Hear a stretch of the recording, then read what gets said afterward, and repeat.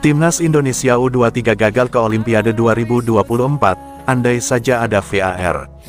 Timnas Indonesia U23 gagal ke Olimpiade Paris 2024. Kegagalan itu mungkin saja bisa terhindar andai saja ada video asisten referee (VAR). Indonesia menjalani laga playoff Olimpiade 2024 melawan Guinea.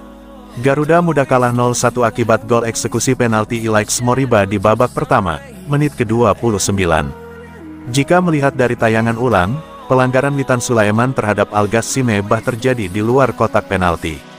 Namun, wasit Letexier Francois malah menunjuk titik putih.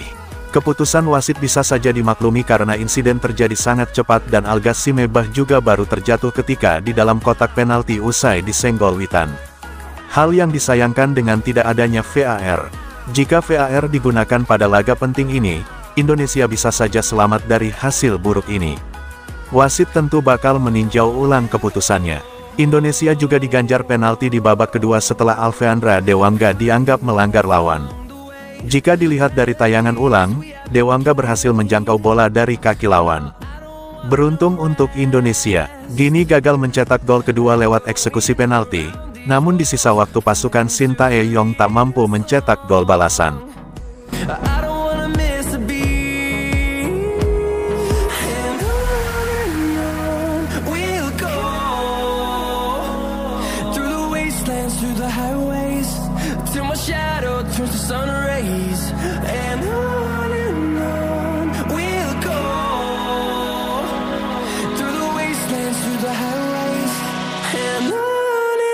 Perban di kepala Witan Sulaiman mirip Jarjit di Upin Ipin, jadi sorotan di laga Timnas Indonesia U23 vs Guinea U23.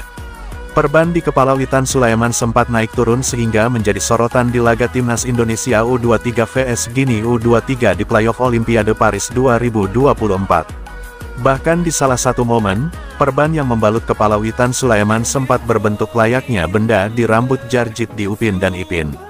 Momen yang dimaksud ketika Witan Sulaiman melakukan duel udara dengan gelandang Timnas Guinea U23, Isiaga Camara. Kepala mereka berbenturan cukup keras sehingga membuat Witan Sulaiman mendapat perawatan medis cukup lama.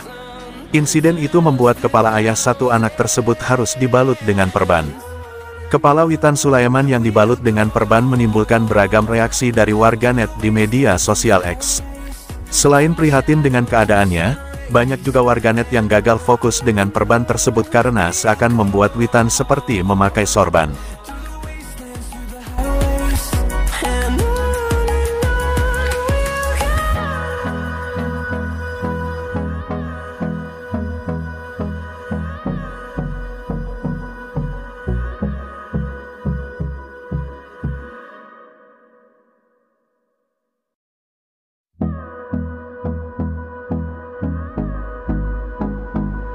Apresiasi layak diberikan kepada Timnas Indonesia U23 meski gagal lolos Olimpiade Paris 2024. Banyak yang pesimistis ketika hasil drawing Piala Asia U23 mempertemukan Timnas Indonesia U23 dengan tuan rumah Qatar, Australia dan Yordania di grup A.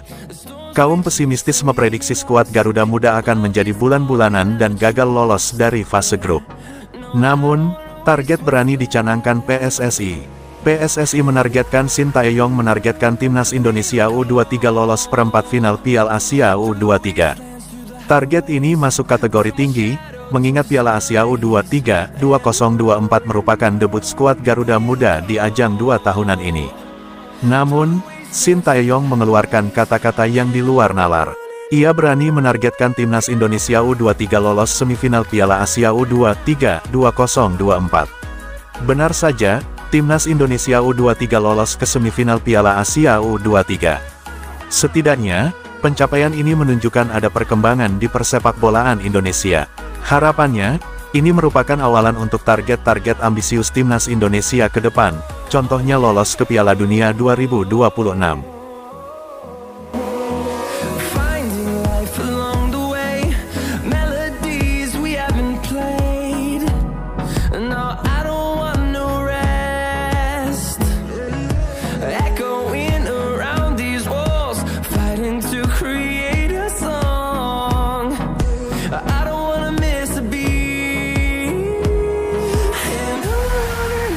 Ex-wasit FIFA bingung, laga penting Timnas Indonesia U23 vs Gini di playoff Olimpiade tidak pakai VAR.